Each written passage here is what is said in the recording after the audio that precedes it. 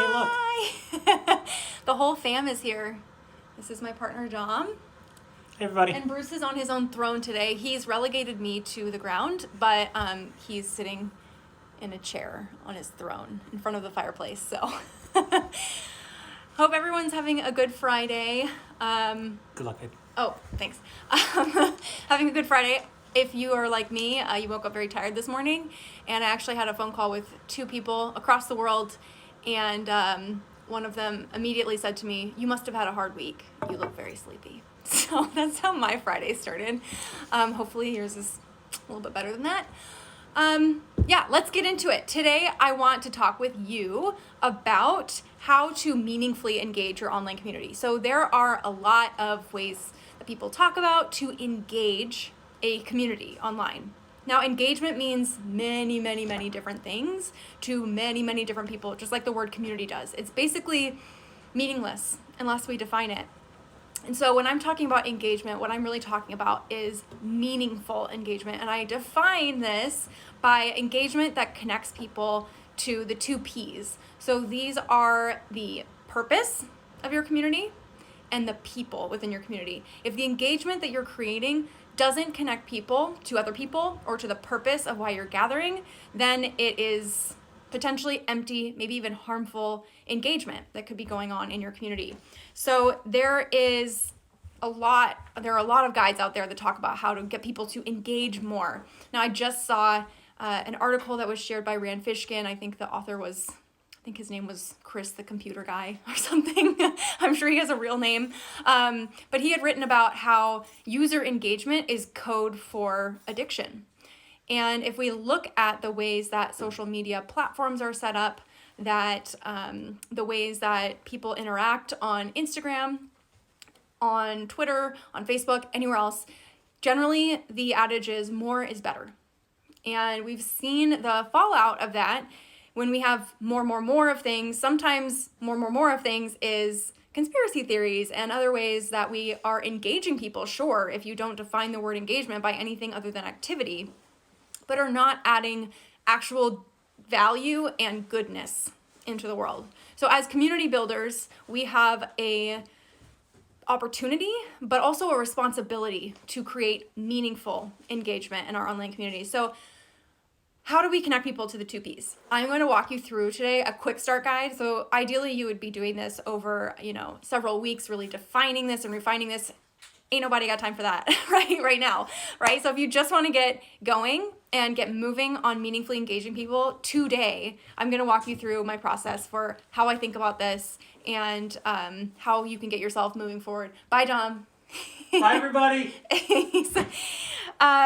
So the first thing you want to do hi, Marie. The first thing you want to do when you're sitting down and thinking about meaningful engagement, not just engagement for engagement's sake, is actually asking, who am I trying to engage? That is more important than anything else, right? So we have to start with, who are the people who I'm serving? And if you don't know the answer to that question, then great. You now know that you don't have the answer to that question. You need to answer that question. So the way I think about this, I'm getting my markers out and my giant paper out. This is how I work. The way you answer this is by thinking about the different kinds of demographics that people might have in common, psychographics, so the kinds of ideas and beliefs that they might have in common, the different shared values that they might have. And so I'm going to walk you through this with an actual client that I'm thinking about. So there are many ways to break this down, right? So if we were talking about demographics, we might say we have, our customers, all of them are right here. Hey, Gigi. All the customers are here. And then we might segment them by the level of their career, or we might segment them by the type of company they work at, or the type of company that they are a founder of, or the type of role, so their job title, something like this, if it's a B2B community. Hey, Sarah. Oh, all my favorite people. So other ways you might think about it is if we're talking about demographics, and I've seen this been done before well and very badly, you might segment by race or gender, or by goals. So you have a lot of different ways that you might think about segmenting your community. This is probably backwards for you. Don't worry about the actual words. Basically what I wrote down was all the different ways you might think about segmenting here. And then I ask myself when you're going through this, okay, so these are all the different segments that we have. What would it look like if we were to segment our community by level of career? What would it look like if we were to segment our community by the type of company that people work for? Would we want to separate people based on these parameters? And when you get down to, do we want to separate people by race or gender? The answer is sometimes yes, and oftentimes no, right? So you don't want to create personas for your community that are... There's Bruce. You don't want to create personas for your community that are based on these things generally, unless you have a very solid, very strong reason for doing that. So often what I end up doing is segmenting by the goals that people have. So when we're thinking about goals, if I take this one client that I have in my mind right now, they gather women who are all executives in beauty companies, right? So they might all have different kinds of companies. Some of them might work for L'Oreal and they might work for really small indie brands. But they all have a similar goal. And that goal for them is advancing their careers or advancing their businesses. So if they're, it's all about either individual advancement or collective success and business advancement. So for you and your organization, this might be, people want to get a job promotion or that people want to see the organization succeed and reach its goals. So this comes down to the real purpose of why people are gathering. Once you've done that, what you have to do is figure out who is the core person that you want to serve most. So sometimes I ask people to actually picture someone that you want to serve.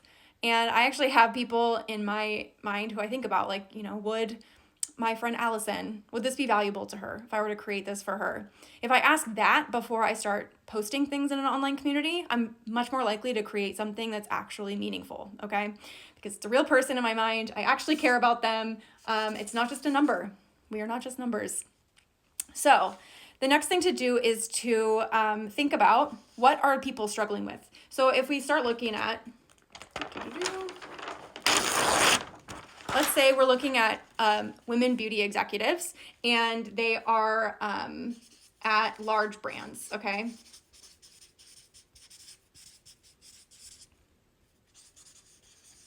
So what are some of their struggles? What are their pain points? I'm writing very messy right now.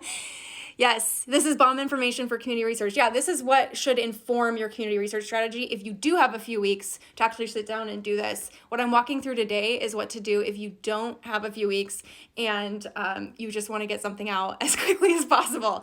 So you have to hone in on one kind of type of person. And so what you need to do is decide, okay, in this case, we're going to serve women beauty executives at large brands, and that's who we're going to serve. And their main goal is to get their businesses to, whatever million annual recurring revenue per year. Okay, so now you know what their needs are, what they really, really want to accomplish in their lives. And that might have zero apparent relation to your community. But this is, if we want to actually create meaningful engagement, we have to give people a reason to want to show up. And sometimes that has nothing to do with what you have to sell, okay? And if you're not comfortable with that, then sometimes building a community is not the right idea for you. But if you are comfortable for that, if you are comfortable with that, if you are ready to see people as full human beings, if you would like to gather them around their actual needs and not just the ones that you're inventing for them, like them wanting badges and different gamification methods, then this is for you. Okay, so then you've determined your people and what some of their challenges are, but also, more importantly, what their big goals are. So if you're having trouble mapping out what your big goals are. So for instance, I have a client I'm working with right now, and they have not ever talked to the people that they think they want to gather. So they can't actually tell me what the goals of the people are. So this is where, as Sarah said, you'll want to do more extensive community research. There are a variety of ways to do that. But if you really can't answer the question, what do these people want? What progress do they want to make in their lives? Then you kind of have no business gathering them yet. you haven't gained the respect to do that. So really, that's just, Gigi, I didn't know I was coming to church. Yeah, I mean, you don't just get people to care about things, right? You have to care about them first in order for them to want to show up, in order for you to gain that actual respect from people. And so show up and do the work, okay? So if you can't answer that question, do some interviews, okay? Talk to people, get out there, do the hard work. But if you can't answer that question, then the next thing to do is to think about, okay, what do we think we can actually do to help people make progress on that goal they have? So for these women business executives who want to get their companies to, 10 million annual recurring revenue, okay, it's probably a lot more than that. What can we actually do to help them? What are the pains that they feel right now around that? So pains around their businesses not succeeding. And then what do they have to gain? What do they really want to get from being gathered and from potentially talking with other people who are like them? So those pains might be things like they might fear that their business is at a standstill. So they might fear irrelevance, and they might be feeling that's a very vulnerable place to be. They might be feeling like they need help with hiring decisions. There could be some real tactical things here. There can also be things like they need an actual person to talk to who is not going to judge them and who is not going to go and blabber on about what's going on in their businesses, because these things are often highly sensitive and highly competitive. So it could be social support as well as informational support. So from there, you'll then look at gains. So you have pains of potentially irrelevance, hiring pains, or the need for more support socially from people. And then for gains, you might have things like, winning an award. So something that is actually tangible that they could take home with them. They might have, say they're an executive and they want to move into the CEO position. It could be something like this. So it's really about the gains that they have to make, the progress they have to make in their lives if you gather them meaningfully. So then you've got a bunch of pains pointed out, a bunch of gains pointed out. You want to reduce the pains, increase the gains. That's pretty obvious, right? So the next thing to think about are, what are your values? So hey, Tom. Tom was here in person. Now he's here on Instagram. So what are their values? What are your values, actually, is what you want to look at. Sometimes you want to think about theirs, but what you really want to figure out are, what are your values? As a community builder, as a community organizer, what do you stand for? And I always go to Brene Brown's Dare to Lead if I'm feeling stuck on this. If you don't readily have the answer to this question of what are we about, there is a list of values in this book that I have mine highlighted that is indispensable, truly. I love this book so much. It's all earmarked and written in. So there's hundreds of potential values. This is just to get you started, but it could be, values of adventure, values of inclusion, integrity, ingenuity, originality, equality, equanimity. It's a word from yoga that I really love. Personal fulfillment, power. Pick up to 3 and no more than 3, because if you pick more than 3, then they start to actually get into competition with one another. So pick up to 3 of these. Say you pick, let's say you pick diversity, collective success, and ethics, okay?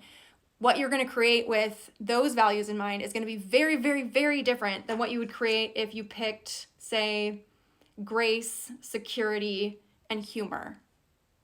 Right? Because if it's grace, security, and humor, you're probably going to create something that's more, let me see if I can think of an example right off the top of my head.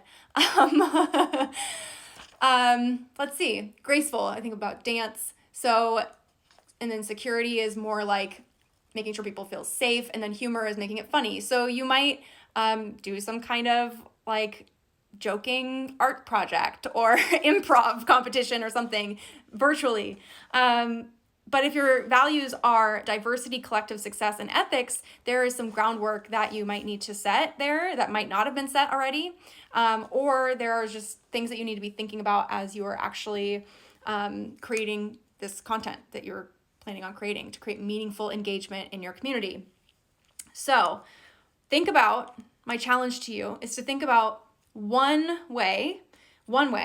piece of content, one program you could run, like say next week even, one way to either educate these people that you want to serve around the values that you have, to connect them to one another, to actually help people meet each other in some way that helps them make progress toward their end goal, or that helps them connect to a larger purpose together, or that welcomes people that before this moment have not been welcomed into your community, or maybe just it's not so much that they felt that they were unwelcome, but were largely ignored in your community. So either educates, connects, or welcomes. That is my challenge to you in the next few days, or even in the next 5 minutes if you want to sit down and think about, who are my people?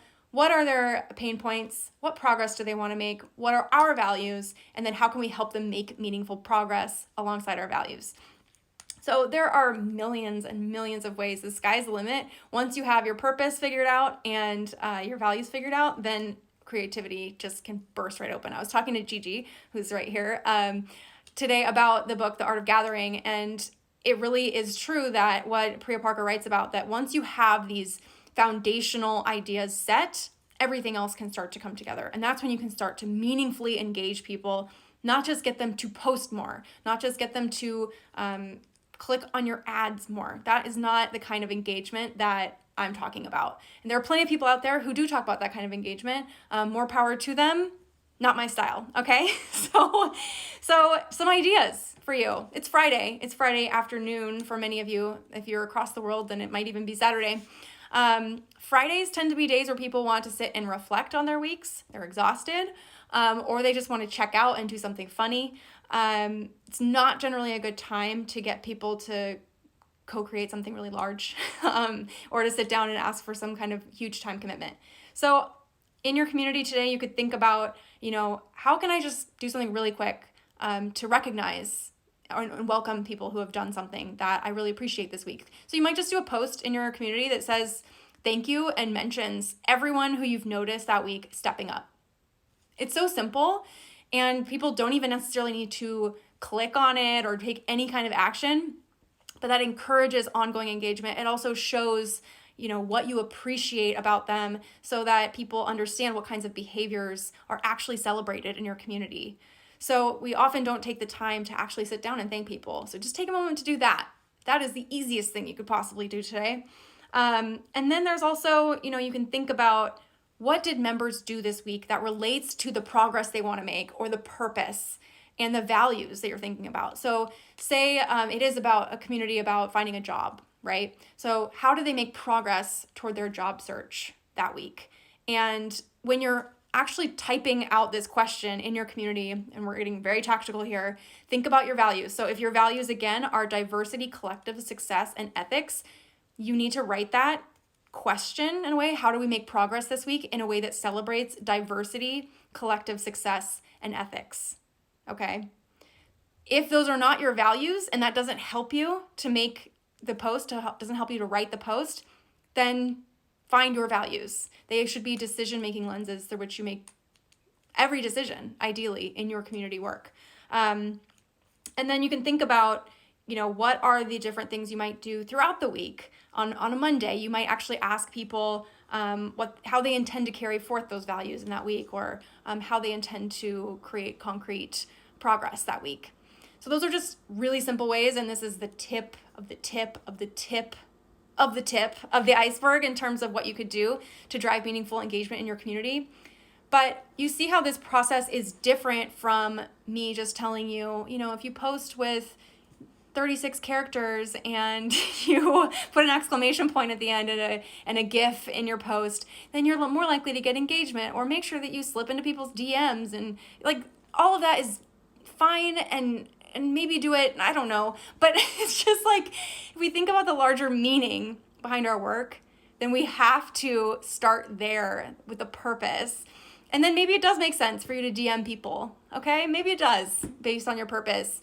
Maybe it does make sense to do a gathering next week to just say thank you to everybody live on a Zoom call. But we have to start from purpose, not from brass tacks. And this can really frustrate people, I get it, but once it's figured out, once you know it, and once your team knows it, it frees you up to do so much more. so much more good in the world. So that's what all this work is about. Yes. Hey, Loisant. If anyone has any questions, I am happy to answer questions. Otherwise, I'm also happy to fall on the floor after this and enjoy my Friday. And I will give everyone one last peek at Bruce while he sleeps. He went to the vet today. He's totally fine, but there you go. And I hope that you all have wonderful, wonderful weekends. I know you've all worked very, very hard. No, you're the best, Loisant. You're the best.